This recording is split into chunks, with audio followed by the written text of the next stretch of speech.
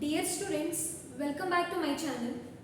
Today I am going to solve 15 marks question on income from business.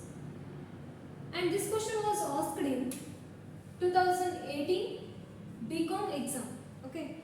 Before going to solve the question, the first step is we have to understand the question. Okay. Let us see the question. Mr. Raghu, running a commission agency business, has prepared the following profit and loss account for the year ended 31st 3 2021, and they also given profit and loss account for the year ended 31st 3 2021.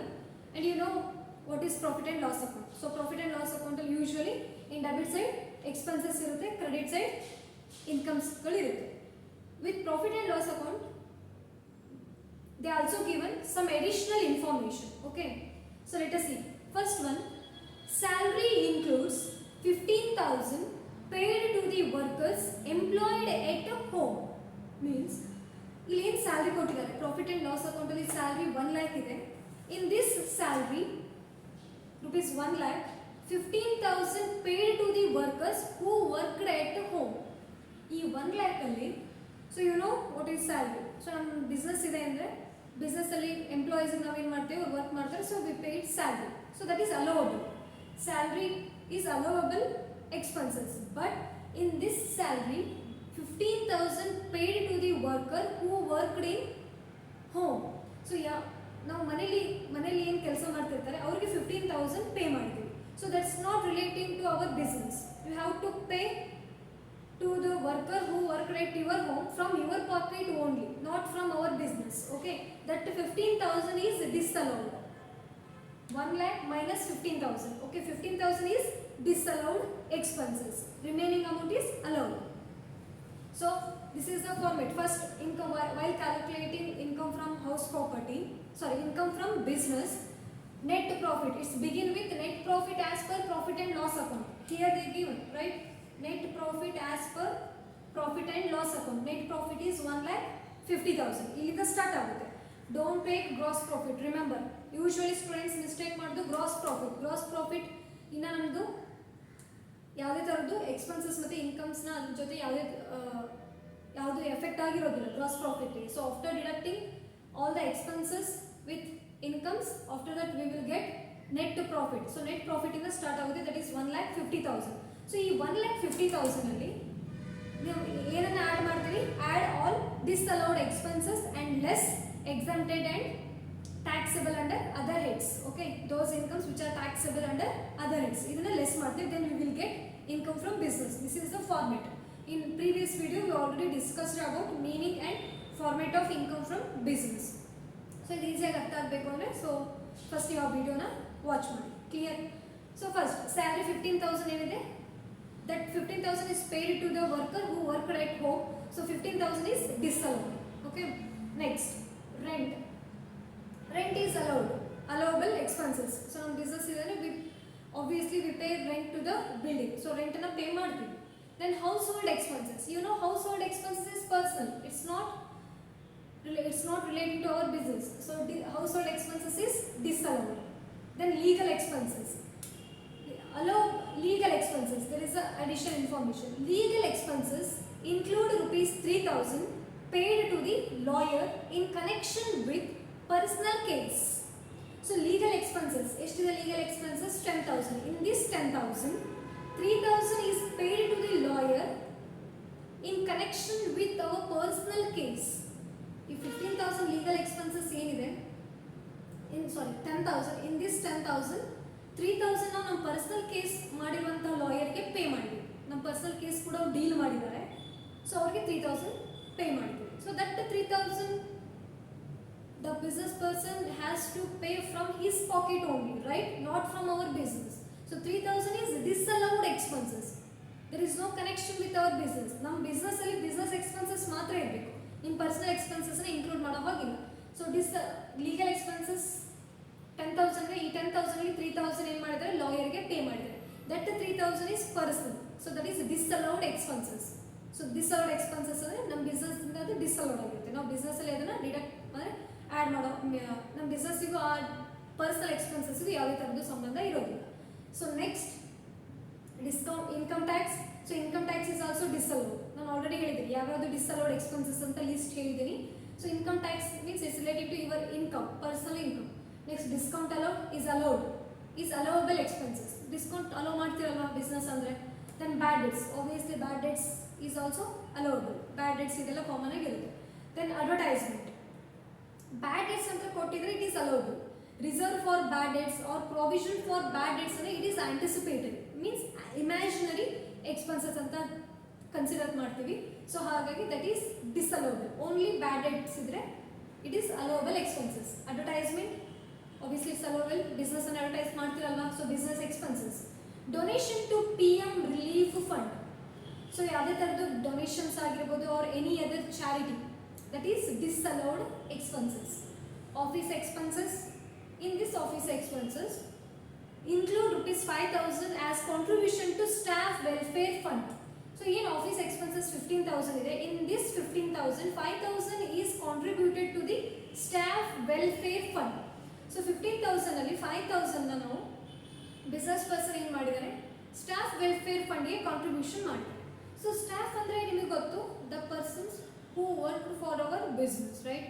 ನಮ್ಮ ಬಿಸ್ನೆಸ್ಸಿಗೋಸ್ಕರ ನಾವು ಕೆಲಸ ಮಾಡ್ತಾರೆ, ನಾವು ಅವ್ರಿಗೆ salary pay ಮಾಡ್ತೀವಿ, some allowances, some ಅವ್ರಿಗೆ facilities ಕೊಡ್ತೀವಿ. So ಹಾಗೆ ಮಿಸ್ಟರ್ ರಘು ಅವರು 5,000ನ ಸ್ಟಾಫ್ ವೆಲ್ಫೇರ್ ಫಂಡಿಗೆ ಏನು ಮಾಡ್ತಾರೆ, ಕಾಂಟ್ರಿಬ್ಯೂಟ್ ಮಾಡ್ತಾರೆ. ಅವ್ರು ನಮ್ಮ ಬಿಸ್ನೆಸ್ಸಿಗೋಸ್ಕರ ಕೆಲಸ ಮಾಡ್ತಾರೆ, ಸೊ ಅವ್ರು ವೆಲ್ಫೇರ್ ಫಂಡಿಗೆ ಅಂತ ಏನು ಮಾಡ್ತಾರೆ, ಸಮ್ ಅಮೌಂಟ್ನ ಕಾಂಟ್ರಿಬ್ಯೂಟ್ ಮಾಡ್ತಾರೆ. So it's relating to business, right. ಅವ್ರ ಬಿಸ್ನೆಸ್ಸಿಗೆ ಸಂಬಂಧ ಇದ್ದಾರೆ, ಸೊ ಅವ್ರ ಕಾಂಟ್ರಿಬ್ಯೂಷನ್, ಅವ್ರ ವೆಲ್ಫೇರಿಗೋಸ್ಕರ ಏನು ಮಾಡ್ತೀವಿ, ಸಮ್ ಅಮೌಂಟ್ನ ಕಾಂಟ್ರಿಬ್ಯೂಷನ್ ಮಾಡ್ತೀವಿ. So this is allowable. Contribution ₹5,000 to the staff welfare fund is allowable expenses. Then interest on capital, this is also disallowable. Reserve for bad debts already ಹೇಳಿದ್ವಿ. Only bad debt is that is allowable. Reserve for bad debts or provision for bad debts is that is disallowable. Life insurance premium, LIC. So life insurance premium it's personal, so disallowable. Postage and telegram. So iruttalla business ane postage telegrams ella irutte, so it is allowable. Depreciation, remember depreciation is allowable expenses. For example, if you purchase any machinery, then that machinery has to put it to use in your business. So if you purchase a machinery, ಅದು ನಿಮಗೆ asset ಆಗಿರುತ್ತೆ. So ಅದ್ರ ಮೇಲೆ ಯಾವುದೇ ಥರದ್ದು allow ಮಾಡೋದಿಲ್ಲ.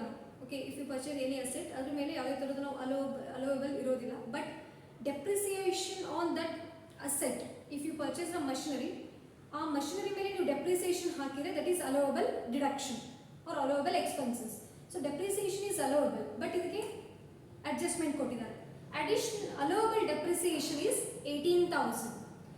That means ನಾವು depreciation ಎಷ್ಟು ಅಲೋ ಮಾಡಬೇಕಿತ್ತು, 18,000 ಅಲೋ ಮಾಡಬೇಕಿತ್ತು. See this 18,000 allowable depreciation is 18,000. But here depreciation is 20,000. Allowable depreciation is 18,000, but ಇಲ್ಲಿ ಅವರು ಡಿಡಕ್ಟ್ ಮಾಡಿರೋದು ಎಷ್ಟು, ಪ್ರಾಫಿಟ್ ಆ್ಯಂಡ್ ಲಾಸ್ ಅಕೌಂಟಲ್ಲಿ ಎಷ್ಟು ತೋರಿಸಿದ್ದಾರೆ, ಡೆಪ್ರಿಸಿಯೇಷನ್ 20,000. ಕ್ಲಿಯರ್. ಎಕ್ಸೆಸ್ ಎಷ್ಟಿದೆ, 2,000. ಆ್ಯಕ್ಚುಲಿ ನಾವು ಅಲೋ ಮಾಡಬೇಕಾಗಿರೋದು 18,000, but in this profit and loss account they allowed 20,000. ಅಂದರೆ ಎಕ್ಸ್ಟ್ರಾ ಡೆಪ್ರಿಸಿಯೇಷನ್ನ ಚಾರ್ಜ್ ಮಾಡಿದ್ದಾರೆ. So that excess depreciation is disallowed. Remember, okay. In case ಈ ಕೇಸಲ್ಲಿ ಓಕೆ 18,000 ಇದೆ, ಇಲ್ಲಿ 20,000 ಕೊಟ್ಟಿದ್ದಾರೆ, ಎಕ್ಸ್ಟ್ರಾ 2,000 ಎಕ್ಸ್ಟ್ರಾ ಅಲೋ ಮಾಡಿದ್ದಾರೆ. So that extra 2,000 is disallowed. In case ಇಲ್ಲೂ ಕೂಡ 20,000 ಇತ್ತು, ಅಡಿಷನಲ್ ಇನ್ಫಾರ್ಮೇಷನ್ ಕೂಡ 20,000 ಅಲೋವಬಲ್ ಡೆಪ್ರಿಸಿಯೇಷನ್ ಇದ್ದರೆ, in that case there is no calculation. Okay, just ignore ಮಾಡ್ತೇವೆ. ಅಲೋವಬಲ್ 20,000 ಇದ್ದು, ಇಲ್ಲೂ ಕೂಡ 20,000 ಇದೆ, there is no calculation. Remember, in case ಇಲ್ಲಿ 20,000 ಇದ್ದು, ಅಲ್ಲಿ 25,000 ಇತ್ತು. Allowable depreciation is 25,000. Depreciation profit and loss ಅಕೌಂಟಲ್ಲಿ ಅಲೋ ಮಾಡಿರೋದು 20,000 ಇದೆ. ಇನ್ ಕೇಸ್ ಆ ಟೈಮಲ್ಲಿ ಆ್ಯಕ್ಚುಲಿ ನಾವು ಡೆಪ್ರಿಸಿಯೇಷನ್ ಎಷ್ಟು ಚಾರ್ಜ್ ಮಾಡಬೇಕಿತ್ತು, 25,000. ಎಷ್ಟು ಕೊಟ್ಟಿದ್ದಾರೆ, 20,000 ಕೊಟ್ಟಿದ್ರೆ, in that case 5,000 allowable depreciation or allowable expenses. ಆ ರಿಮೈನಿಂಗ್ 5,000 ನಾವು ಲೆಸ್ ಮಾಡಬೇಕು. ಓಕೆ, ಎಕ್ಸಸ್ ಇದ್ದರೆ ಆ್ಯಡ್ ಮಾಡ್ತೀರಾ, ಡಿಸಲೋಡ್ ಎಕ್ಸ್ಪೆನ್ಸಸ್ ಆಗುತ್ತೆ, ಆ್ಯಡ್ ಮಾಡ್ತೀರಾ. ಎಕ್ಸಸ್ ಇದ್ದರೆ ಓಕೆ ಡೆಪ್ರಿಸಿಯೇಷನ್ ಅಲೋ ಮಾಡಬೇಕಾಗಿರೋದು ಇನ್ನೂ ಇತ್ತು ಅಂದರೆ ದೆನ್ ಅಗೇನ್ ಅದನ್ನ ಲೆಸ್ ಮಾಡ್ತೀರಾ. Okay, next audit fees. Obviously business ಅಂದರೆ ಆಡಿಟ್ ವರ್ಕ್ ಮಾಡಿಸ್ತೀರಾ. Allowable. GST, gross and goods and service tax, allowable. Then fire insurance premium. Obviously business ಅಂದರೆ ನೀವೇನು ಮಾಡ್ತೀರಾ, ಫೈರ್ ಇನ್ಶೂರೆನ್ಸ್ ಮಾಡಿಸ್ಕೊಂಡಿರ್ತೀರಾ ಬಿಸ್ನೆಸ್ಸಿಗೆ, allowable. Then come to credit side. Bad debts gross profit ಇದೆ, ನೀವು ಅದನ್ನು ತಗೊಳ್ಳೋ ಆಗಿಲ್ಲ. Next bad debts recovered. So bad debts ರಿಕವರ್ಡ್ಗೆ ಅಡಿಷನಲ್ ಇನ್ಫಾರ್ಮೇಷನ್ ಕೊಟ್ಟಿದ್ದಾರೆ. Out of bad debts recovered only ₹8,000 were allowed as deduction earlier. So out of bad debts recovered ಎಷ್ಟಿದೆ, 15,000 ಇದೆ. Out of bad debts recovered only 5,000 as contribution, sorry, 8,000 were allowed as deduction earlier. So out of 15,000 only 8,000 ಮಾತ್ರ ಏನು ಮಾಡಿದ್ದಾರೆ, hello ಮಾಡಿದ್ದಾರೆ. Earlier ಇಯರಲ್ಲಿ ಡಿಡಕ್ಷನ್ಗೆ hello ಮಾಡಿದ್ದಾರೆ. So ಇವಾಗ total ಬ್ಯಾಡ್ debts recovered 15,000 ಇದೆ, only 8,000 ಏನು ಮಾಡಿದ್ದಾರೆ, ಅರ್ಲಿಯರ್ ಇಯರಲ್ಲಿ ಅಲೋ ಮಾಡಿದ್ದಾರೆ. ಇನ್ನು ರಿಮೈನಿಂಗ್ 7,000 ಹಾಗಿದ್ರೆ ಏನಾಗಿರುತ್ತೆ, ಡಿಸ್ಅಲೌಡ್, ರೈಟ್? ಇವಾಗ 15,000ಅಲ್ಲಿ 8,000 ಅಲೋ ಮಾಡಿದ್ದಾರೆ ಅಂದರೆ ರಿಮೈನಿಂಗ್ 7,000 ಏನಾಗಿರುತ್ತೆ, ಡಿಸ್ಅಲೌಡ್ ಆಗಿರುತ್ತೆ. Simple. Okay, bad debts recovered 15,000. In this 15,000 only 8,000 were allowed as deduction earlier. 8,000 ಅಲೋ ಮಾಡಿಬಿಟ್ಟಿದ್ದಾರೆ ಅರ್ಲಿಯರ್ ಇಯರ್.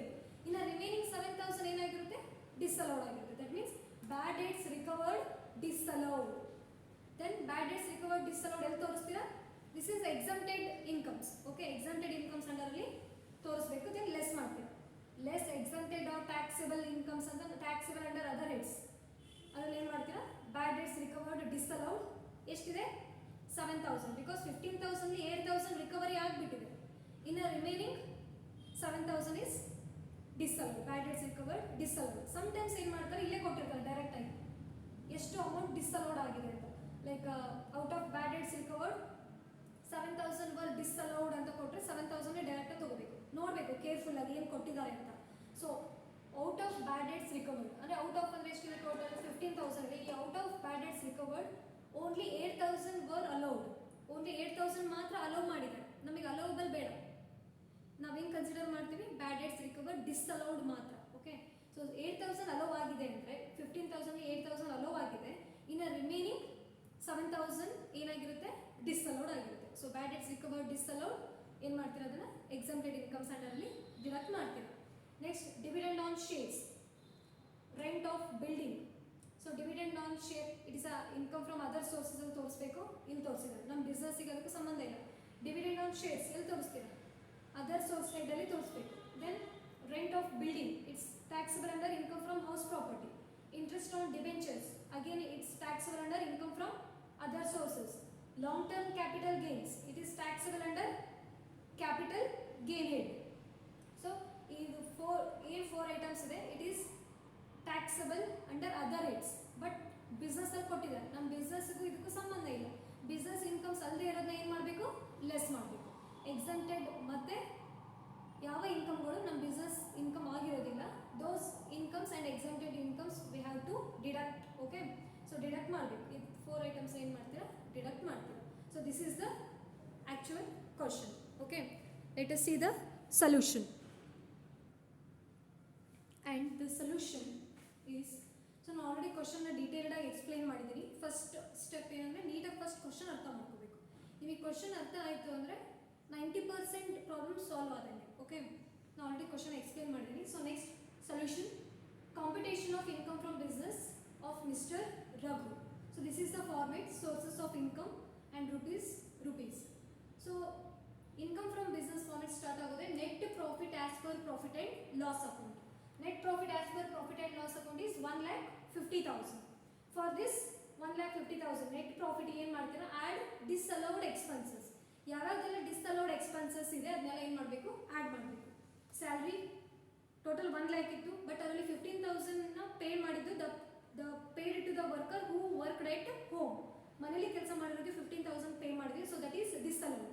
ನಮ್ಮ ಬಿಸ್ನೆಸ್ಸಿಗೆ ಅದಕ್ಕೂ ಸಂಬಂಧ ಇಲ್ಲ. ಹಾಗಾಗಿ household expenses 30,000, income tax 15, donation to PM relief fund 12,000, any charity or donation, ಯಾರಿಗಾರು ನೀವು ಡೊನೇಷನ್ ಚಾರಿಟಿ ಮಾಡಿದರೆ that is also ಡಿಸ್ಅಲೌಡ್. Interest on capital 12,000, reserve for bad debts 8,000. Reason ನಾನು ಆಲ್ರೆಡಿ ಹೇಳಿದ್ದೀನಿ, ಏನಕ್ಕೆ ನಾವು ಅದನ್ನು ಆ್ಯಡ್ ಮಾಡ್ತೀವಿ, ಡಿಸಲೋಡ್ ಅಂತ ಕನ್ಸಿಡರ್ ಮಾಡ್ತೀವಿ ಅಂತ. Life insurance premium 5,000. Excess depreciation, total depreciation profit and loss ಅಕೌಂಟಲ್ಲಿ 20,000 ಇತ್ತು, ಅಲೋವಬಲ್ ಡೆಪ್ರಿಸಿಯೇಷನ್ 18,000 ಇತ್ತು. ಸೊ ಎಕ್ಸ್ಟ್ರಾ 2,000 ಡೆಪ್ರಿಸಿಯೇಷನ್ನ P&L ಅಕೌಂಟಲ್ಲಿ ತೋರಿಸಿದ್ರು. So 2,000 disallowed expenses. Legal expenses for personal case. So personal ಕೇಸಿಗೆ ಅಂತ ಏನು ಮಾಡಿದ್ರು, 3,000 ಲಾಯರಿಗೆ ಪೇ ಮಾಡಿದ್ರು. ಸೊ ಅದು ಕೂಡ ನಮ್ಮ ಬಿಸ್ನೆಸ್ಸಿಗೆ ಅದಕ್ಕೆ ಯಾವುದೇ ಥರದ್ದು ರಿಲೇಷನ್ ಇಲ್ಲ. ಸೊ ಪರ್ಸನಲ್ ಕೇಸ್ ಆಗಿರೋದ್ರೆ that is 3,000 disallowed. So total disallowed expenses is 1,02,000. So net profit 1,50,000ಗೆ 1,02,000 ಆ್ಯಡ್ ಮಾಡಿದ್ರೆ you will get 2,52,000. In this 2,52,000 we have to deduct exempted or taxable incomes under other heads.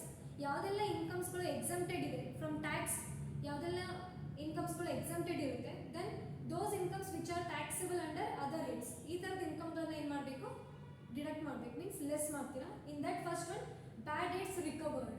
Bad debts recovered disallowed. So bad debts recovered ಎಷ್ಟಿತ್ತು, 15,000. Out of 15,000 8,000 recovered, 8,000 allowed in earlier year. So 8,000ನ already earlier ಇಯರಲ್ಲಿ ಏನು ಮಾಡಿದ್ದಾರೆ, already allow ಮಾಡಿಬಿಟ್ಟಿದ್ದಾರೆ. So 15,000ಗೆ 8,000 allow ಮಾಡಿದ್ದಾರೆ ಅಂದರೆ remaining 7,000 is disallowed. So bad debts recovered disallowed 7,000.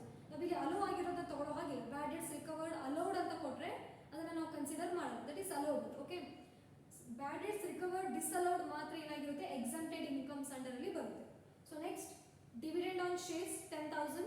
Rent on building, house ಪ್ರಾಪರ್ಟಿನಲ್ಲಿ ತೋರಿಸಬೇಕಿತ್ತು ಬಟ್ ಇದರಲ್ಲಿ ಕೊಟ್ಟಿದ್ದಾರೆ, ಹಾಗಾಗಿ ಅದನ್ನು ಲೆಸ್ ಮಾಡ್ತೀರಾ. 50,000. Interest on debenture 15,000. Long term capital gain 15,000. So ಇದು ಯಾವುದ್ರಲ್ಲಿ ತೋರಿಸಬೇಕಿತ್ತು, ಲಾಂಗ್ ಟರ್ಮ್ ಕ್ಯಾಪಿಟಲ್ ಗೇನನ್ನು ಕ್ಯಾಪಿಟಲ್ ಗೇನ್ ಹೆಡ್ಡಲ್ಲಿ ಬರುತ್ತೆ ಅದು ಇನ್ಕಮ್, ಬಟ್ ಬಿಸ್ನೆಸ್ ಇನ್ಕಮಲ್ಲಿ ತೋರಿಸಿರೋದ್ರಿಂದ ನಾವು ಅದನ್ನು ಲೆಸ್ ಮಾಡ್ತೀವಿ. ಸೊ ಎಲ್ಲ 7,000, 10, 15, 50,000 ಆ್ಯಂಡ್ ಅಗೇನ್ 50,000ನ ಲೆಸ್ ಮಾಡಿದರೆ ಆ್ಯಡ್ ಮಾಡಿದರೆ 1,32,000 ಆಗುತ್ತೆ. ಸೊ 2,52,000ಅಲ್ಲಿ we have to deduct 1,32,000, then we will get 1,20,000, that is the income from business. Okay, I hope ಅರ್ಥ ಆಗಿದೆ ಅಂತ ಅಂದ್ಕೊಳ್ತೀನಿ. ಇನ್ ಕೇಸ್ ನಿಮಗೆ ಕಷ್ಟ ಆದರೆ ಇನ್ನೊಂದು 2 ಪ್ರಾಬ್ಲಮ್ಸ್ಗಳನ್ನು ನಾವು ಸಾಲ್ವ್ ಮಾಡಿ ಹಾಕ್ತೀವಿ, ದೆನ್ ನಿಮಗೆ ಈಸಿ ಆಗುತ್ತೆ. Okay, thank you.